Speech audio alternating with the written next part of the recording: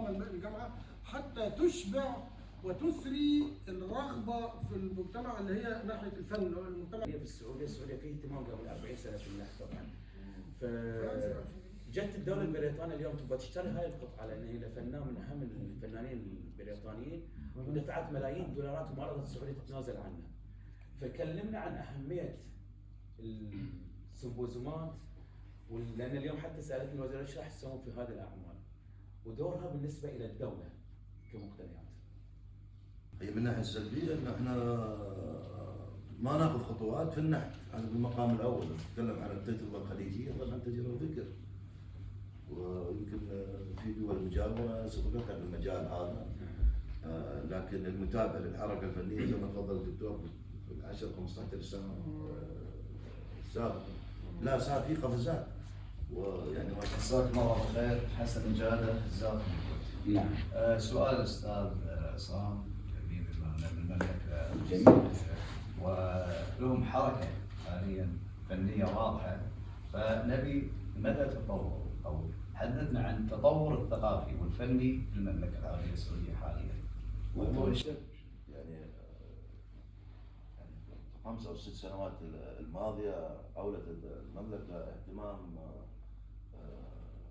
كان وقوي جدا، وخصصت ميزانيات طبعا خلقت حتى في منافسات بين مؤسسات الدوله. يعني نتكلم الان عندك هيئه تطوير الرياض متشعب منها رياض ارت، بتقدم اعمال فنيه، سيمبوزيوم طويق منها، ضيف على ذلك اللي هو حديقه الملك سلمان. في مشاريع ضخمه قامت بالمملكه في المستقبل، لان احنا دايما نفكر في المستقبل. اللحظه اللي احنا فيها هتخلص واحنا كجيل هنمشي. طب ما احنا لازم زي ما انا بسعى في حياتي عشان اسيب لاولادي قرش بعد مماتي يعيشوا بيه ما يسوي الحال بدل ما يتدمروا، فبسعى ايضا لمجتمعي ان انتج كوادر واجيال تقود هذه الدوله، لان هذا البلد مش هينتهي، وهذه الارض لهذا الشعب. هذا الشعب يجب ان يتطور ويجب ان يعيش في مستقبل افضل مما هو عايش فيه الان. هذا لن يتم الا بتوجيه الثقافه ودعم الثقافه على كل مستوياتها. اقول مهرجانات مسرحيه، ملتقيات سينمائيه ومهرجانات سينمائيه، ملتقيات فنيه. خاصه في مملكه البحرين. فانا بغيت ثقفنا احنا علينا مسؤوليه كفنانين. شلون لما نقعد مع مسؤول في وزاره التربيه او في اي مكان عشان يطلعون لنا مسؤولين يهتمون لما يصيرون وزراء في الثقافه تتسلسل زين يكونون فنانين. بسم الله الرحمن الرحيم. السلام عليكم ورحمه الله وبركاته. السلام. خليل كلباني سلطنه عمان. انا شرفتني سمي على الوقفه هذه، جزاكم الله خير. يعني سعيد جدا يعني بحضور هذا السيمبوزيوم. الشكر يعني للجميع على هذه الدعوه، وايضا للحضور المتنوع من مختلف مجالات الفنون اللي عشناها وان شاء الله راح نعيشها في الايام المتبقيه من السيمبوزيوم. بما يخص سؤال العلاقه بين التعليم والفنون، طبعا معظمنا احنا في مجموعه كبيره منا تربويين ومشرف، وحاليا وظيفتي مشرف اول فنون تشكيلي في سلطنه عمان. فعشت مراحل مختلفه في تعليم الفنون، من معلم الى ان اصبحت مشرف اول. فمشرف اول حاجه هي يعني رساله اعمق. انا راح احكي لكم من اخر تجربه يعني اللي هي تربط بين الفنون والتعليم. كان تقريبا. الله يبارك لكم ان شاء الله. يرفع عشانكم استاذه شيماء دقيقه بعد. دقيقة على السريع. كوني معلمة فن للمرحلة الإعدادية، وكان لي نصيب إني كذا مرة شاركت في فريق تصميم منهج التربية الفنية أيضا. فبس حبيت أنوه أن وزارتنا وزارة التربية قاعدة تسعى لهذا الشيء، حتى قاعدة تضم مجموعة من صور أعمال فنانين بحرينيين في مناهجنا. بس يظل فوق هذا كله أرجع أقول دور المعلم هو الأول، هو اللي يولد هذا الشغف.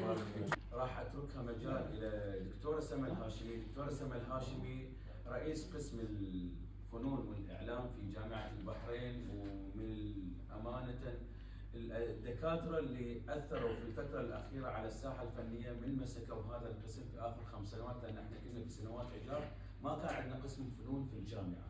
نكون صريحين يعني. احنا حاطين هذا المشهد الاخير. المشهد الأخير. المشهد الأخير. نرحب بكم جميعا في بلدكم. شرف لي أكون موجودة معكم اليوم في هذا المحفل، وفخورة جدا ب يعني عمل جميع الفنانين، ولو ان الاعمال ما اكتملت بعد، ولكن حقيقة يعني اللي شفناه اليوم يبشر بامكانيات يعني ابداعية وفنية كبيرة.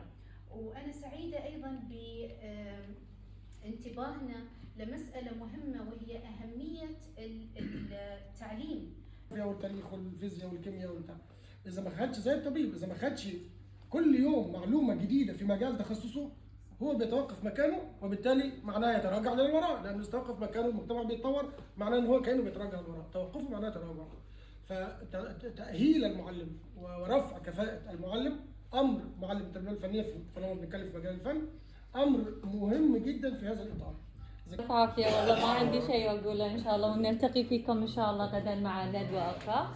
وألف شكر وتحية، وشكرا لمشاركتك دكتورة سلمان. شكرا دكتور، شكرا دكتور، شكرا أستاذنا، شكرا للجميع، شكرا للمشاركة. يعطيكم ألف عافية. الله يسعدك.